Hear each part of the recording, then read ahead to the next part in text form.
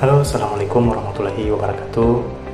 Perkenalkan, nama saya Muhammad Akbar Ramu dengan NIM E321222066. Demi memenuhi tugas mata kuliah Ekonomi Manajerial, di sini saya akan membawakan materi saya dengan judul Teori Penawaran dalam Ekonomi Manajerial.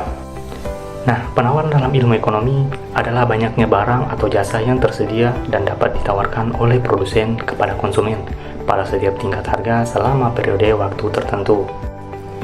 Nah, dalam teori penawaran ada yang namanya aplikasi dan fungsi penawaran. Yang pertama, penentuan harga pasar.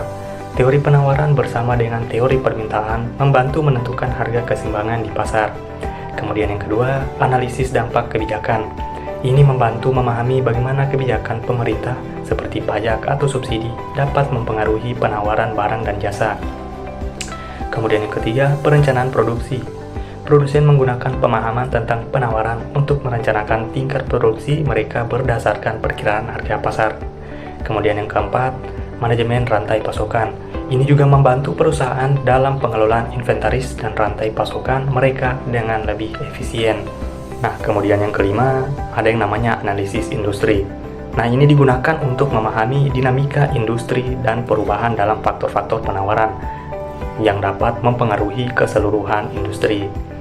Kemudian yang keenam, prediksi pasar.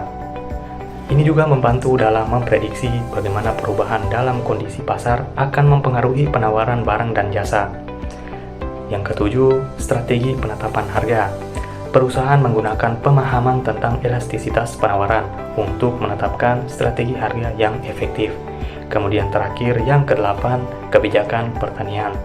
Dalam sektor pertanian, teori penawaran digunakan untuk memahami bagaimana faktor-faktor seperti cuaca atau subsidi dapat mempengaruhi pasokan pangan. Nah, fungsi penawaran sendiri memiliki orientasi keterkaitan kebalikan dari fungsi permintaan antara perubahan terikat atau jumlah penawaran dan perubahan bebas atau harga.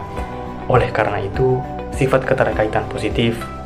Keterkaitan positif artinya bahwa ketika jumlah penawaran naik, maka harga akan naik pula. Begitu juga sebaliknya.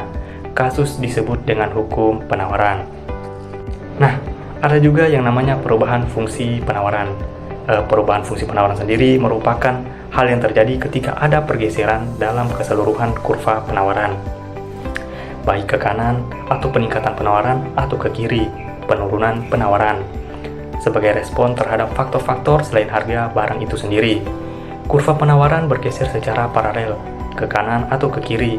Titik keseimbangan dapat berubah, mempengaruhi baik harga maupun kuantitas keseimbangan. Pergerakan di sepanjang kurva penawaran disebabkan oleh perubahan harga, sedangkan pergeseran kurva permintaan disebabkan oleh faktor lain, seperti harga, misalnya teknologi dan biaya produksi. Nah, yang terakhir ada yang namanya keseimbangan pasar. Keseimbangan pasar merupakan konsep fundamental dalam ekonomi yang menunjukkan titik di mana jumlah barang atau jasa yang diminta oleh konsumen sama dengan jumlah yang ditawarkan oleh produsen pada tingkat harga tertentu. Nah, pada titik ini,